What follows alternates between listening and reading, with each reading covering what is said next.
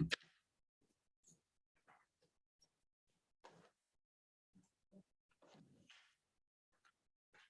welcome everybody to the Neighbourhood Plan Committee this afternoon, Wednesday, 4th of May at 3:30. For anybody looking on, is it Zoom or YouTube? There are no members of the audience out there. I can't see a member of the press, and we have 1, 2, 3, 4, 5, 6, 7, 8 committee members and 2 members of staff. Start on the agenda. The first item is apologies for absence. Patrick Fleming, Jeff Lockett and Councillor Michelle Thomas. Okay, and I've also got Glenn Lambert. Thank you. Declaration of interest. Does anybody have any peculiar interest in any items on the agenda? Let's see, none. Public participation. As I said earlier, there are no members of the public here. They're obviously very happy with what we're doing with the review. I'll move on to item 4 to agree the notes of the meeting of the 29th of November 2021, which are final page 5 to 7 on the agenda. Let's have someone to propose those. Question. Yes, Don, yeah. Item 39, it's so long ago. Did we ever get David's report? It was going to be. We're just looking at correction at the moment. Are there any corrections? But I'll take the question afterwards. Okay. So sorry, we just take them as the correct set of minutes with me. Lawrence Park proposed, seconded by Don. All in favour of those? That's correct. So I'll take the question, Don. Item 39, did we ever get David's report? So long ago. So on item 39. Yeah.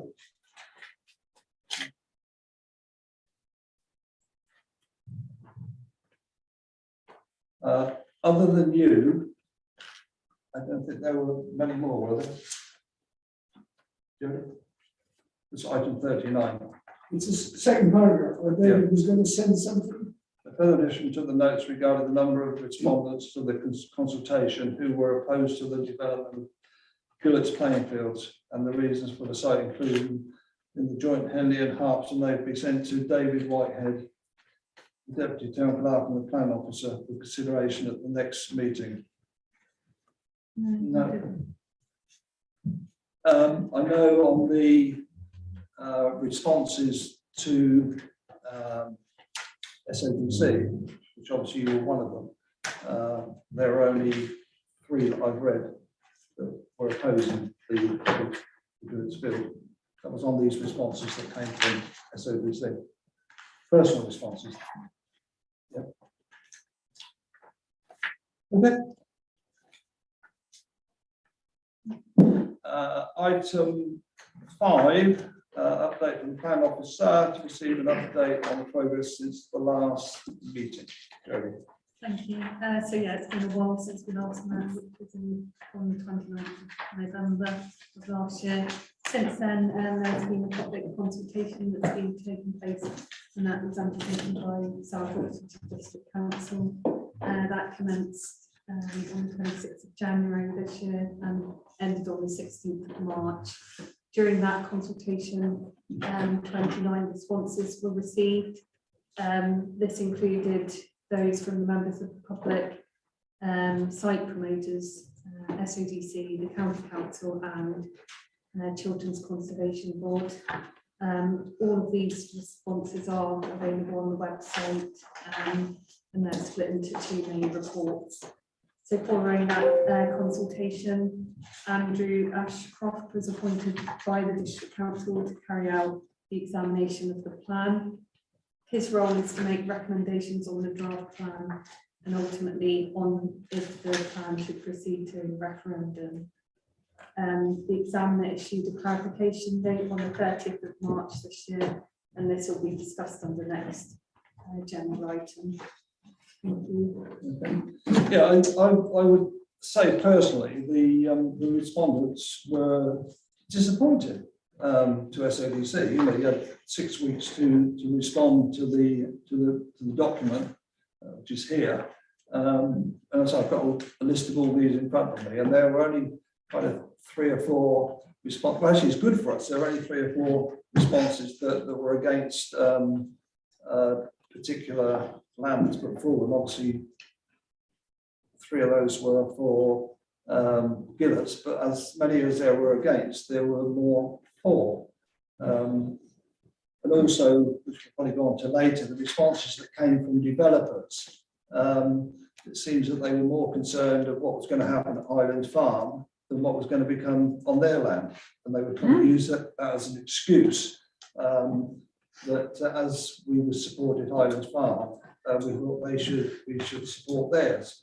So we've got a lot of information, which I'm sure you've all read, on the developers and landowners that have come forward. But as individuals, there was only, I'd say, only half a dozen, and they were more supporting than not supporting. But you know, we've all had that information. I don't know if anybody would like to comment on that. You're more than welcome to. No? Okay. We're actually going to go on to that next anyway. Jodie, again, clarification on the response. Well, this one's to the examiners, and that's on pages 9 to 50 of your agenda. That's all the responses that we've made to, or Jodie's made to the examiner. So, Jodie, can I pass that over to you again? Yeah, so yeah, as you said, it starts on page 9. You will have received an email yesterday that I sent through with some amendments. That's come as a result of feedback from SODC that I received Friday and yesterday. I was hoping it's going to be a week of that. And some updated deliverability information for Chilterns and Site F. So they're printed copies if you want to have a look.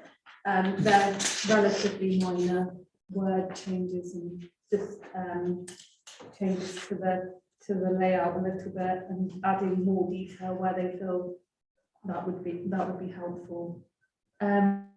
So starting off with the main modification statement itself on page 11, this sets out the main questions from the examiner that they would like responses on. It gives us some indication of what the examiner is intending on proceeding. I'm not going to go through every question, but if you have any comments, then let me know. The main points that I just want to note on that statement include some suggested changes from me to strengthen some of the policies, including SD1, the fabric first approach, and I've set out that. Also, the existing policy that was rolled over to the new plan, H1, that's to do with design briefs. I've tried to link that back to the aims and visions of the overall plan and to strengthen that to discourage development that fails to promote good design, just to try and make sure that that comes through in that policy. I've also included some more justification around the inclusion of site M1, the Northern Fields at Highlands Park, and to ensure that development comes forward is landscape led. So there's some proposed wording around that site. Do you have any questions on that to start with? Otherwise, I'll move on. No? Okay. So secondly, it's set out the responses to the representations. The examiner hasn't asked for us to comment specifically, but suggested that we might like to comment on these. So this is mainly the site promoters, but also includes the district and county council, and these were received as part of the Reg 16 consultation. The main table with the responses, it starts on page 26. And again, the main points that I just wanted to point out, firstly, is to do with the representation from the site promoter for site M1 at Northern Fields at Highlands Park. They have suggested that the children's centre, the community centre, and the employment facilities along with the community-led housing, should all be included within the 1 hectare of employment land on that site. Although in the response it's agreed that the children's centre, the community centre and the employment facilities are considered to be employment uses, I've disagreed with the fact that the community-led housing would be commercial. So I've suggested within that response that should be provided alongside the allocation of the employment land. Also, another representation that was received was the site promoter for site AD, which is currently in the plan and it's at Newtown Road and it's allocated for employment use. This is actually the first time we've had proper representation or comments from them. They've been seeking the flexibility of that site as part of their representation, and they wish for it to be allocated rather than just for employment, to be allocated for a mixed-use scheme including residential. The feelings towards employment as part of the committee, I felt that you would probably be opposed to that and you would like to see employment on that site, so that is how I've responded. Yeah. So can you just tell me where it is in Newtown? Which just describe it. I know. As you go into Newtown Road, Yeah. turn left at the bottom, Okay. and you go along there for about 50 yards on the left-hand side. It's the only piece of vacant land. Oh there. right. Yeah. Where people park their cars. don't they? Yeah, that's really a plan, but And yeah. parking is very tight there, anyway, so. that's gonna make Can I propose that that stays as commercial industrial land only and not for use for flats or houses? Yeah. I'm second for that. Okay, I've got 2 seconds. Does anybody want to speak on that? Go. No, I completely agree with prioritising the employment use down there, but the split, i.e. downstairs, and then upstairs flats and stuff like that, I think does work well in areas like that, but it depends to what they're proposing. I wouldn't want to see ground floor combination of residential, but where it's offices or retail and employment on the ground floor and flats above, I think it works quite well. Sorry, Jackie. Oh, no, yeah, I agree, but I was just curious if they'd put forward reasoning why they wanted to add in some residential. What was their rationale? To make it more viable and throw the site forward, they would want to see come forward with residential as well. I agree with the comment on flats. I think the problem is you leave the door ajar, and then at some time it could get fully open. And we've seen this with Anderson House, what's happened there. And over the years, we tried to get an Article 4 on this one, which has been very difficult through SODC, as we know. But as I say, I propose that it stays there as solely commercial land, which is seconded. But as I say, I want to carry on a debate on it. Yeah, David. Yeah. So should we take a vote on that? All in favour that it stays as commercial land?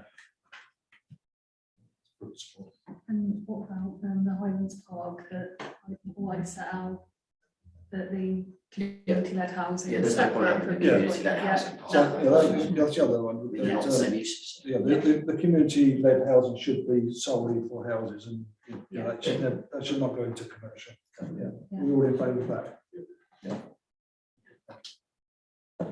Okay, so yes, there was some suggestions from SODC, and these are relatively minor. They were suggesting some changes to the trees policy. I don't know if you wanted to raise your points on that at this point.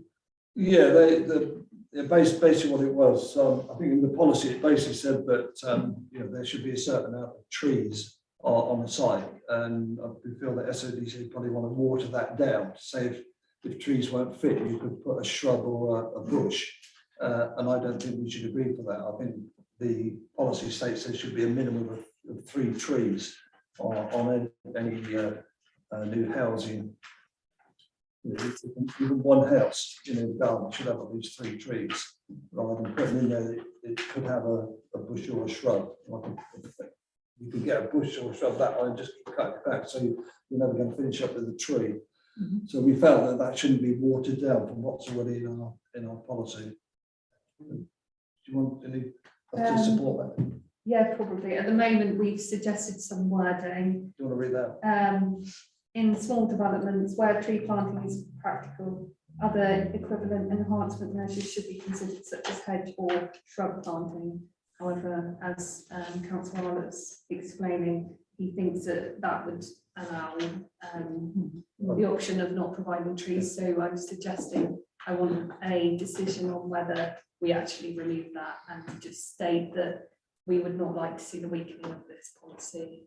Yeah, How would you define small in that context?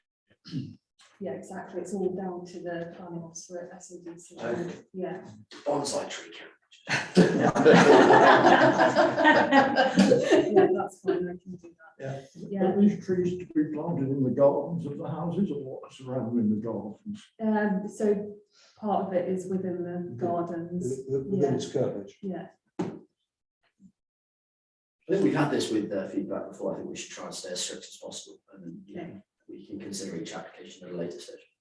Yeah, that's fine. Okay, the other point from SODC was to do with that allocation at Newtown Road. They're suggesting that it's currently use class A3, which is incorrect because that's now being incorporated into a new use class, which is class E. So that's just a point of information, really. Moving on to the appendices, which starts on page 40. This includes site deliverability evidence that's been received. It's actually 47. That's been received from landowners and site promoters of the sites included within the plan. And we've since received the information from children's, and so that can also be added to the response. And it would be good to get an indication from the committee if you would like to see that deliverability information included within the main response. I'd suggest it is, as it does provide more information, but just, yeah, from a decision would be good. What? Whether that is included within our response. Which page are you referring to? 47, it's got Oh, more 47. details about the timescales of the sites being Yeah, brought yeah. forward. Yeah, I think definitely. Yeah. Yeah. Did you have any Yeah. points on no. that? Okay.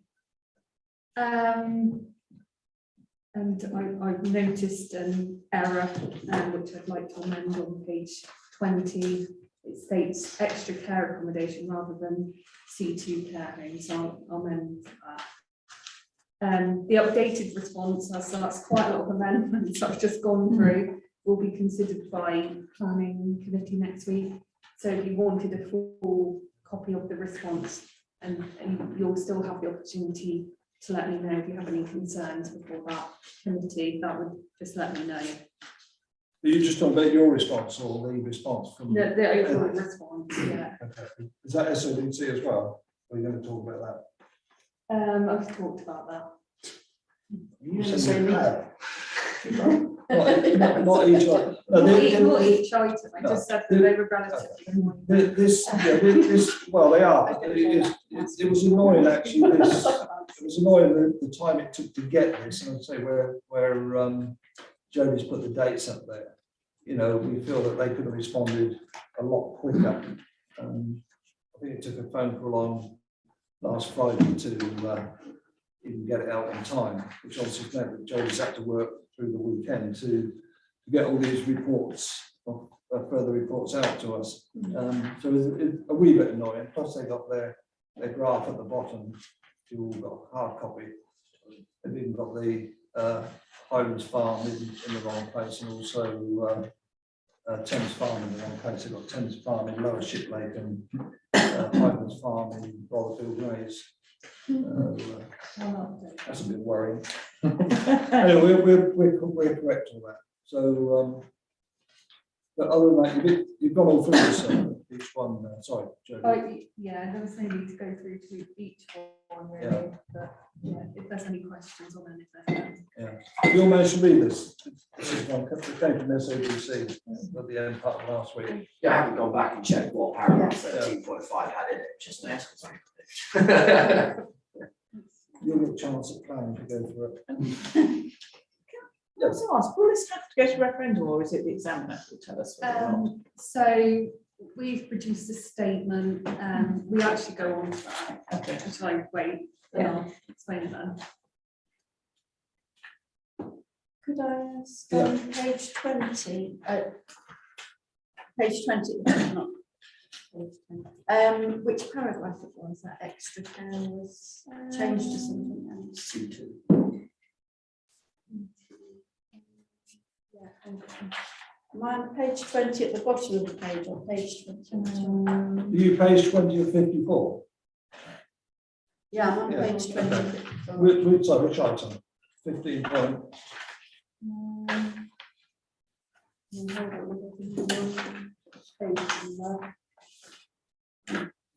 Well, actually, where you're on that 15.16 and 15.17, we're going to change both of those. They've got the sites in Lower Shiplake, where they're both enhanced. It's on page 18, site X and the youth club. Yeah, I see, it's page 30, 54, I was on the wrong page. Okay. Yeah, thank you. Right, which page are you now, Jackie? It's page 30 of 54, which is page 20. Yeah, thanks. Okay. I wondered if it was like that. I forgot to. When you said something. Okay, sorry, go on. Yeah. It's just that it should say care home rather than extra. Oh, okay. Yeah. Yeah. Thank you. Dave, do you want to bring up your couple of questions? Well, I did circulate them, but I'll just make the points again. Okay. I thought the question of social housing needed emphasising at every opportunity. Social housing is distinct from other types of so-called affordable, such as help to buy, and that this should be emphasised that Henley needs social housing. The other point I made was about the number of infills. I thought we were told earlier on that if there was a fair degree of accuracy in the prediction, you could predict likely infills and PDR developments. And we've had a history now of several years where infills and PDRs have gone into substantial numbers of about 20, 30 or even more per year. And there's no reason to suppose that the supply will dry up. House owners are still selling their plots if they've got sufficient room for 2 or 3 houses. There are offices which are still potentially able to be converted. So I make that point. Why should let Jodie respond to that one? Okay. Yeah, I'll start off with the social housing. Unfortunately, the MPPF covers social housing under a bigger bracket of affordable housing for rent. And we would have to go from the evidence, which is the housing needs assessment, that states that we have got a need for affordable housing for rent, but we've also got a need for affordable home ownership dwellings. So I'm happy to add another sentence in to specify that there's a need for those, but it won't specifically say social because it's under a different and wider definition in the MPPF. Well, you say so, but Yeah. And then the second question to do with infill, unfortunately we can't use those numbers specifically because it's looking into the future, and we've allocated land rather than rely on infill, so I don't think it would help our case specifically to refer to that in our response. Well, in 3 years' time, when you're on this committee, to review the neighbourhood plan. You can give us the numbers.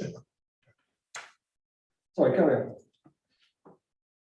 Another question. Oh, well, the last point was the access to Gillet's Field, which I've just had a word with Ken about, and I understand from residents in that area that the land was donated as a public open space to the residents of Henley, and because the residents don't have any sort of legal persona, it had to be via the town council, but nevertheless, the land was denoted as a public open space for the residents of Henley and shouldn't just be sold off willy-nilly by the town council. So, do you want me to answer, Kath, or you? Would you like me to answer? You can. Okay. The answer to that actually, which I gave David earlier. I did ask if you wish to bring it up.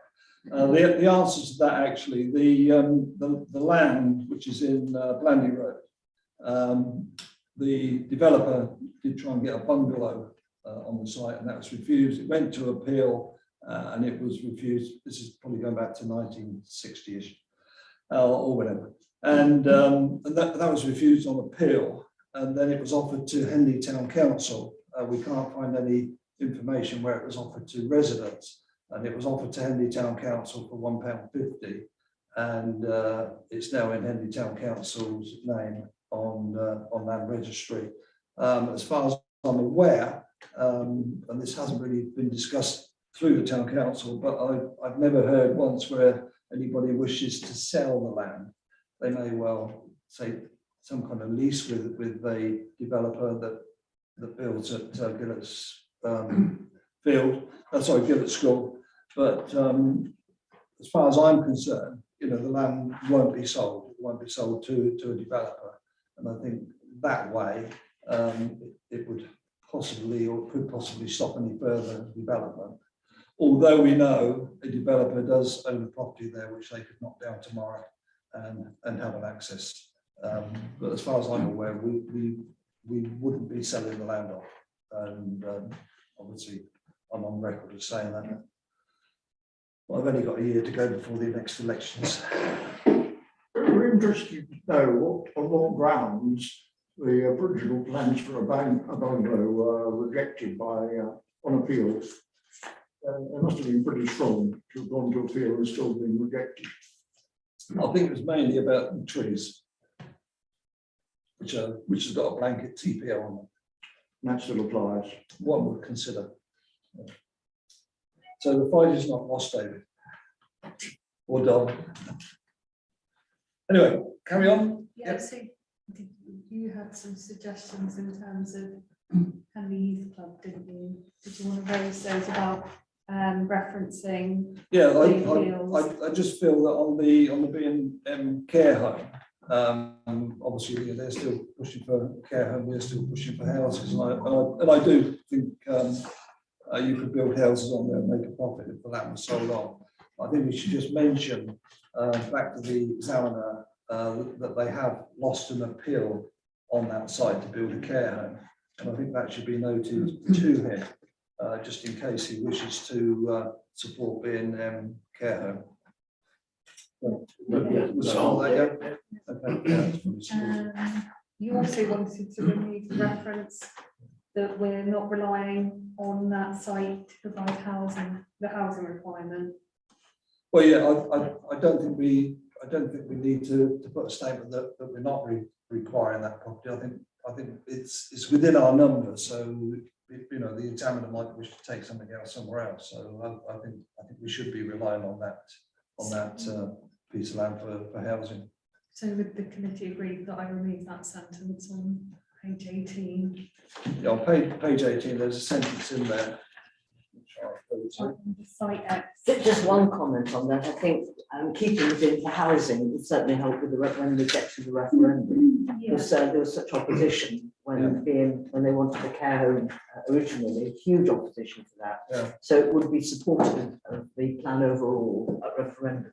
Yeah, on page 18 on We go top numbers or bottom numbers, just You know, we're discussing the pages, are we going off the bottom of it? I'm going to the agenda. Yeah, sorry, yeah, that's why I was getting confused as well. Yeah, on page 18 of 54, on site X, the second sentence says, this site is not needed to provide the housing requirement as set out in the local plan policy H3. I think we should take that out. I think we should take that sentence out completely. I think that rather weakens the case, doesn't it? Absolutely. Well, that was my opinion. So, yeah, you all in favour of that? Removing that? Yeah, that's fine. So just a recommendation. It's recommended that the committee resolves to recommend to planning committee that the clarification note is submitted to the examiner with the amendments we've spoken about. Yeah. You've all received the email from Oxford County Council on Chiltern's End. Yeah. I think that all went round. Were there copies in? I don't think I've seen It was included at the bottom of the amendments, this one, yeah. On the same side. Yeah, they're basically offering two options, 60-bed care home and 2 and 10 smaller units, or 27 dwellings plus 10 smaller units. So I think they're leaving their options wide. Although it does say, I think at the end of it, I think I read that they should come out with a conclusion fairly shortly. It's only taken them 6 years so far, so depends what shortly will be. So yeah, so they are proposing to, they're saying that they put a planned application in within 15 months for the care home, or 10 months if it's going to be housing. Extra care. Sorry, extra care. Sorry. C2. Not C2. So that was their response on that one anyway, along with all the other ones. I've got nothing else on there. Have you got anything else? No, it's just- So do we need to vote to recommend that through to vote? Yeah. I need to find the agenda again. Yeah, so we can just, well, we've already supported all those items. So we need to take another vote. Does anybody else have any other questions on that document? There's only one question I want to ask. In terms of the youth centre and care home, it seems to me that the McCarthy and Stone one that's built near Tesco, they don't seem able to fill that. No. So is that not evidence that we don't need another one? That's different from the care home that's being Okay. proposed. It's a different type. It's a different type of model. Okay. One could say that they've just closed Thamesfield, Okay. which was a care home, or they've closed the care home part of it. Hmm. And also the one down Mill Lane is still Yeah, there's a huge one. In only London, partly isn't it? full down there. Yeah. So, is there, and that's what annoyed me actually about the, and I think I made that known, B&M care home, and people have been there. They had this big document by a company called whatever. And it was all, this could happen, this may be, this is possible, blah, blah, blah. I didn't find much of that concrete information to say what's going to happen in, 10, 15 or 20 years time. Mm. But a lot of it was really up in the air. Whereas we know if you build 27 houses there, you're going to sell them. And I think that would be Yeah. factual. Yeah. Yeah, okay. So anything else on that? Otherwise, all this then will go to Henley Town Council, and I think I'll obviously pass it on to you as well. Can we take a vote? Okay, so all in favour of all the amendments we've made on this item? Okay, that's And the unanimous. clarification note. As the clarification note with the amendments. And was there a Yeah, recommendation? that's a Yes, recommendation. there is page 10. Which let's just refer back Page to 10 of page. page. That was the bit you said a minute ago, we didn't need to vote. I think I just said that. Anyway, it's recommended the committee resolves to recommend to the planning committee that the response to the clarification note is submitted to the examiner. Yeah, it needs to go to the planning committee first. Next week. Yeah, but they need to resolve to recommend. That's what I'm just saying. Yeah. So I go to the, Yeah. and next then, Tuesday. yeah, which I've said to Kester as well. Obviously, it goes to your council as well. So yeah, so page 10 of 54. Yeah, we're voting on the recommendation. It's recommended that the committee resolves to recommend to planning committee that the response to the clarity note is submitted to the examiner. All in favour? I'm not sure why you read every word. Twice. I wanted to double check. Right, can we move on then to tell Oxford District Council, this is the modification. This is 51 of 54. Do you want to lead us on that, Joe? Yeah, so this isn't to get confused with the examiner's clarification note. This is a completely separate thing. So as part of the submission of the plan to SODC we did in December, we were required to provide a statement stating whether we felt that the proposed changes to the existing 2016 plan would be significant or substantial to change the nature of the plan and would therefore require a referendum. So in that statement, we set out that there would be those changes and that we considered that referendum would be required. This is a statement provided by SODC dealing with that as well. So they've also put forward that the plan would change in its nature and therefore require a referendum. So the examiner will now consider those two statements and make his own decision of whether a referendum would be required. So I hope that explains. Yeah, Yeah. so we're waiting for the examiner. Yeah. Yeah, just the last paragraph there from SODC. Therefore, we consider the significance or substance of the modifications proposed such that it changes the nature of the plan and requires both an examination and a referendum. And I think basically what came back from the examiner, but I think you probably will go down that route. Yeah, it takes more time, but if anybody wants to make a comment on that. What is the timescale of a potential referendum, realistically? Next couple of months, we don't have direct. I think it would be at least 2 months to go to the Yeah. referendum. Yeah, By the time this goes back to the examiner. they would have to produce a report themselves. That then goes to the district council to consider if there's modifications, then they would have to be made to the plan. And then at that point, there would then be a referendum. So that will all take quite a lot of time. But are we in danger of being penalised for delays over which we have no control? I mean, if we got to hold the referendum by date X, and these people are shifting around. No, the requirement was to submit the plan, which was That's due right, in December. So We've met met that. out. that's right, It doesn't. Yeah. Matter really. Yeah, so in theory, if a developer came forward on a piece of land that's not in our document, they wouldn't get support because like the neighbourhood plan. Yeah. Okay, things may change with the examiner, we don't know, but we'll soon find out. But at the moment, no, because we got it in on, as Jodie said, because we got it in within a year of the local plan being adopted. Good, the plan's still in place, the original plan's still in place. The reason I ask is because the sort of general feedback that I get when I talk about the neighbourhood plan and there's potentially a referendum to vote on it is people say, I thought we'd already done that. So I think they're confusing in a way. Yeah. The neighbourhood plan, we came to the exhibitions and discussed that and we put forward our comments.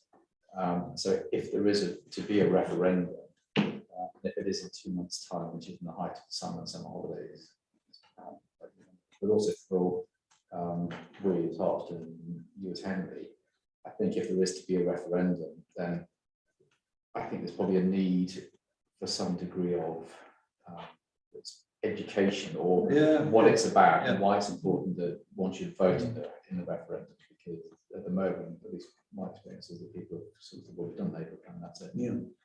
What is the situation with that? Because we can only do so much, can't we? We need to be careful. Although we want to promote it, well, I think we want to promote it, and from what I hear people will support it. But is there so much we can do, Kath? I think we've spoken about this before. We could be putting out activities now, and we are awaiting a video where Lawrence explains that people know what the important points of the neighbourhood plan are, which we would like to be pushing out on social media and such like.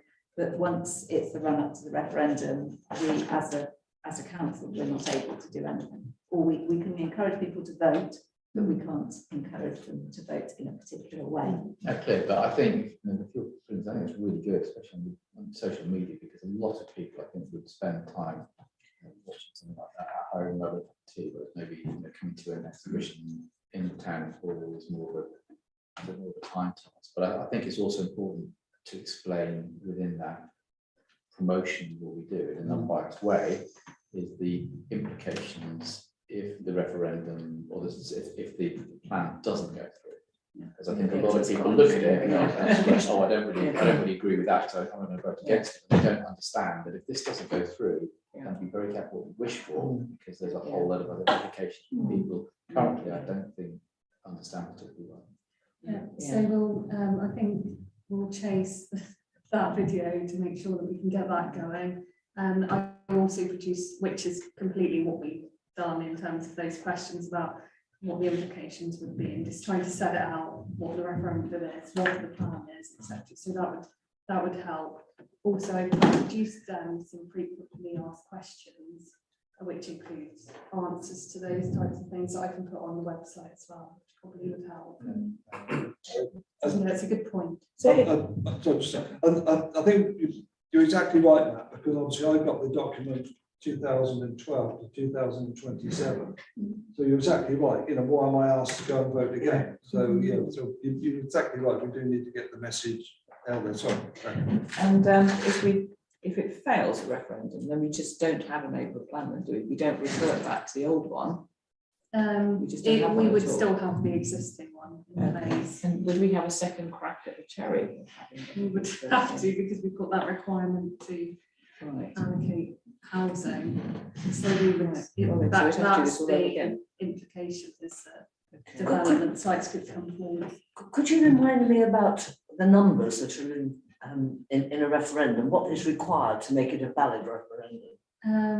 X%? Is it 50%? It's 50%. 50% of votes cast. Yes. Yeah. So it doesn't matter too much if there is no number. It's the amount. Yeah.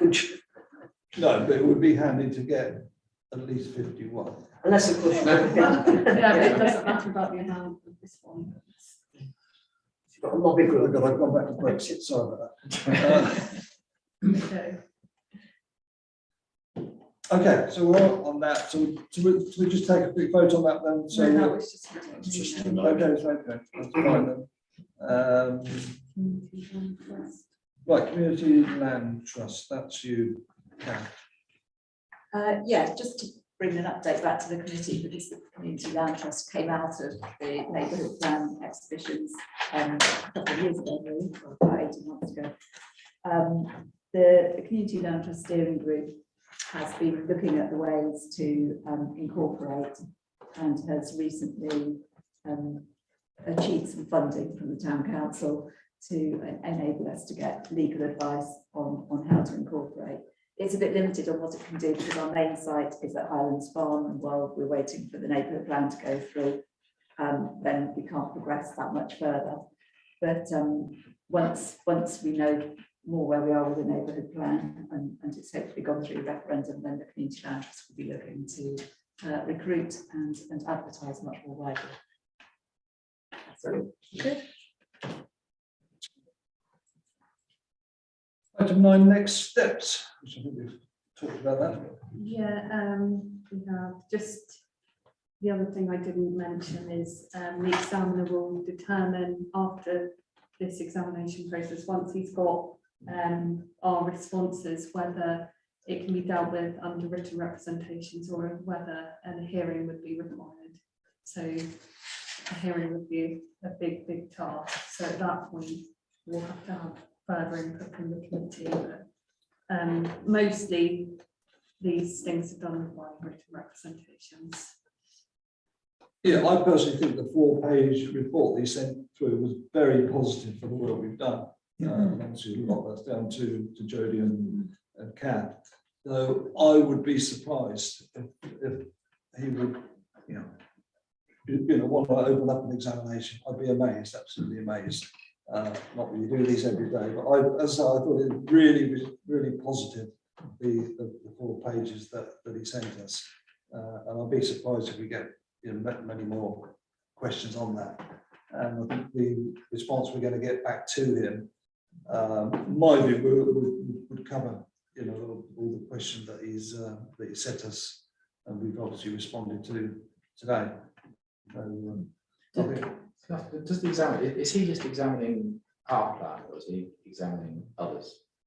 Or He's is he independent, unique? so he would be probably doing others as So- well. Yeah, he's done a lot of. But in sort of the surrounding area, or? Yeah, he's up done north, them. or- He's done them in the surrounding area. Okay, but so he's also comparing across- basically what we put forward. That's what we Yeah. picked. Yeah, we picked him. He wasn't given to us. No, good. Yeah, we had a choice of Yeah. 10 to choose from, and we thought with his. He dealt with all input, I think. Yeah. Okay. So yeah, this will be considered by planning committee next week, and then I'll send the response back to the examiner. So just if he was to come back with a lot of negative response, let's put it this way: if he came back with items that we probably didn't accept, can we then still carry on with the items that we put in there, or do we have to follow his advice? So if he suggests modifications to the plan, those would be sent to SADC, who would look at it, and they would decide if they are required, or if they agree with them. We wouldn't have any say in those Yeah. being brought forward. The only thing we could do at that point is withdraw the plan itself. I don't think it will happen. I just, so I think it's very positive that came back. Yeah, the purpose of why I've suggested some amendments as part of each of the policies within the responses, so that we have some control over maybe what those modifications would be. Yeah. Okay. Anybody wish to say anything else? Otherwise, Yes, I wonder if you could rehearse where we stand on Gillet's Field, because I still feel there's some ambiguity about it, and I don't like the wording about the access could be easily provided or whatever. My understanding is that the majority of this committee, and certainly the majority outside, are against development of Gillet's Field. It can now be seen that it was an over-ambitious headmistress whose ideas were not supported by the Department of Education, and there was danger of sacrificing a very important green space, important for the future youth of Henley and Harpston.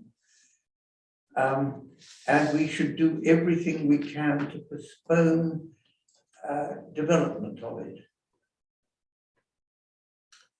And I'm not at all clear where the town council stands, how keen they would be to supply access. have you finished? Yes, thank you. The two or three things. Obviously, it's in there. It's in the neighbourhood plan, and I think we've felt all the way through. The information we've been given, they could apply for planning permission tomorrow, or they could apply for planning permission tomorrow, and they'll be given it. There's no doubt about that whatsoever, because it's in the plan there. So they'll be given it. The access, which is twofold. as I've said before, yeah, the town council own the piece of land off Blandy Road. So they could grant access over the land. Alternately, Bloor Homes could knock their house down and they could have access there. I think the town council's view would probably be, this is where it all goes back to, you know, what was sold to the original neighbourhood plan, and it was sold basically on the basis that all the money would go forward to repair the buildings or build new buildings. And I think that's why it was supported. If it was just there. Yes, but let me finish. If the application would, and I'll let you come back. If the application to build 50 houses there and just make a profit, and the money would have been somewhere and not on the property, I don't think anybody would have supported it. It was just the fact that that they couldn't, and we had a conversation I think the other day about this, but you know, maybe if the school would have gone out to see if there was any funding elsewhere, they wouldn't need to build there, and they wouldn't need to build there. There's no doubt about that whatsoever. So the original neighbourhood plan went for it for the simple reason that the 5, 6, 7, 8, 9, 10 million pound or whatever would go to the school, and all the money would be going there to refurbish or rebuild the school. And I think the town council then, I don't think I was on the council then, the town council, no, I wasn't, the town council supported it mainly for that reason, that the money would go back into the school. And I think and it was then given permission by the educational secretary or somebody in central government. So the question is, which I think Don's asked many times, you know, could we take it out of the plan? Possibly you could take it out of the plan, but they just put a plan application in and get plan permission. And that if we don't give the land, the thing is with that, if we don't give the land and it goes through Bloor Homes land, I know this is being recorded, if it goes through Bloor Homes land, which that property there is worth £1 million, they're just going to knock £1 million off what they're going to pay for the land. I'm saying Bloor, it could be anybody buying the land, but they're just going to knock £1 million off what they're going to pay for the land for the use of having access through their piece of land. So if the town council were to give permission for them to use that as an access, it's another £1 million that would go to the school. yes, you correctly say why, of course, why the town council approved it originally, but we were all misled by the headmistress. It was essential that urgent rebuilding was undertaken. It can now be seen that it wasn't essential, isn't essential, and it was done on false pretenses. And a lot of people feel very cross about that. I'm one of them. Jackie. I disagree on the last comments that you've made. I think the ideal would have been that the building school project was not scrapped between about 2010 and 2012. Had that project not been scrapped, the rebuilding or the refurbishment of the school would have been funded. When that project was scrapped, that left the school having to find the money to rebuild or refurbish the school to a certain level, and they have to do that. That's where I disagree with you. That is essential, that's done. If that's not done, we are in danger of losing our one and only high school. Sorry, we're in danger of losing the school itself, because the buildings are in a really, really bad way. Some of them are not, some of the classrooms are not usable anymore. So that's what I would disagree with you on that. This does need to happen. So it's how it happens that we might agree, because the ideal would have been for it to have been funded. And then they wouldn't have had to have looked at selling off the land to get the money to do that. If anybody starts making accusations again, which I don't know the accusations that you've made, Kester, are true or not. I think we need to be a little bit careful there. You know, if anybody has an opinion, a factual opinion, yeah, fine, I'll listen to it. And then I'll go later. I don't understand the urgency issue. It's been in that plan since 2016. Yeah. And they haven't put an application forward, I don't think. You're right, they haven't put an application forward. So the urgency puzzles. Well, yeah, for some reason, it's taken a long time to get permission to go across OCC footpath, and there's a strip of land owned by a company called Wayne Homes. That's where the problem lies, as far as I'm aware. Why it's taken so long, I totally agree. It shouldn't have taken that long to resolve that problem. Yeah, but you know, it is what it is, and that's why the inspector has now asked for timescales on all the properties, all the land that hasn't been built on, and Gillets have come back with a timescale, which they never did before. Let's go, Joan. Well, I just wanted to challenge Kester's assertion that the majority of people in Henley don't want Gillett's Field. I think that they're not very keen on the idea, but it's the lesser of two evils. They're also not very keen on their only school falling down, and it's been falling down for many, many years. I also understand that the reason that it's not gone forward are all kinds of technical difficulties, such as the ones that Ken has mentioned, and it's not entirely been their fault that they've not been able to develop it.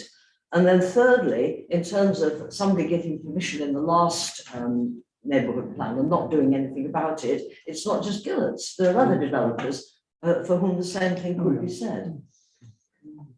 David and Rebecca. Well, I was thinking of a policy or an intention of the neighbourhood plan that Henley and Harpston should be kept as separate settlements. Now, if houses are built on Gillett's Field, I reckon a cricketer could easily throw a cricket ball into the garden of a house in Harpston. Now, how far do they have to be apart? If if you can't toss a melon into the neighbourhood's garden, is that sufficient space in between?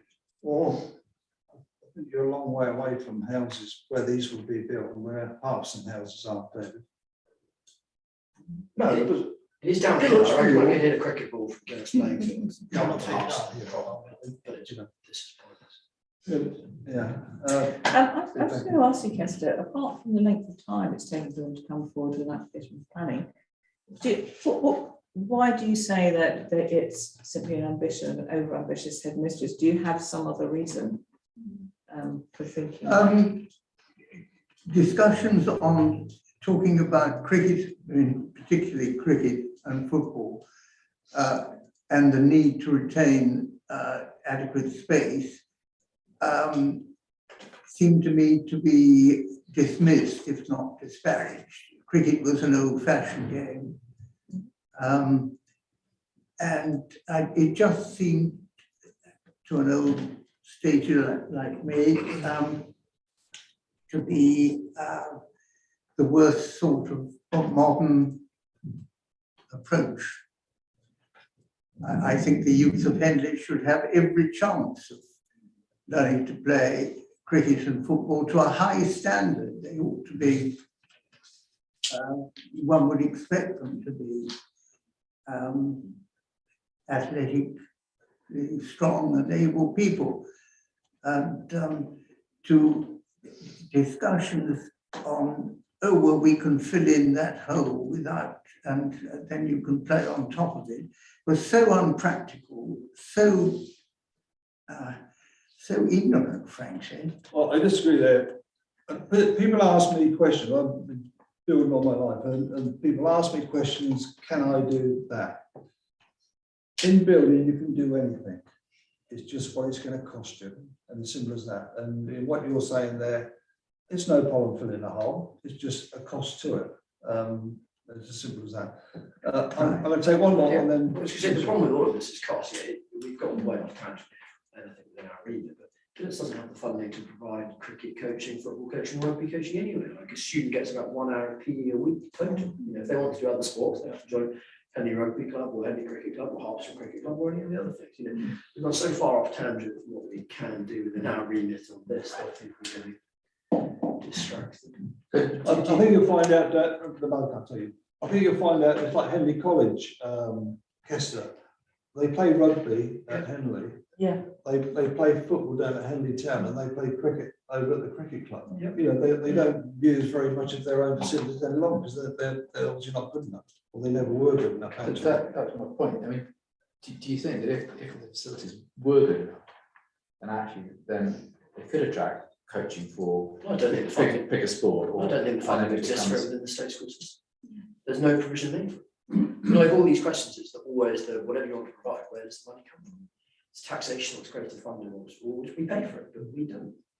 There isn't the money to provide these things, sadly. And But that, if those facilities were good enough, then is that not a source of funding that then the school can lease out? two different things. No, haven't you? because You've got the one state- funding to build it, then you've got the funding infrastructure for the coaching, Sure, the lessons, yes. and the equipment, and the child's uptake in it. And that's what I'm saying. There's so many parameters to why this. Gillets doesn't have functioning cricket teams and all sorts that are called for saying, but it's a bigger problem than just repairing some school classrooms. You know, it worked well. Marlin did something similar to that. The war chest that they developed from that did wonders for the school. They repaired it, and they got good investments from it. So it depends on how it's managed.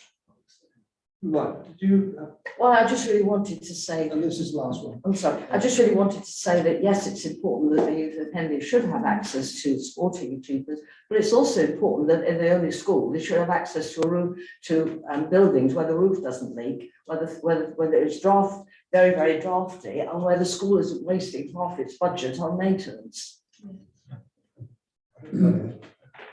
It's a good discussion, I A think. good debate on that, yeah.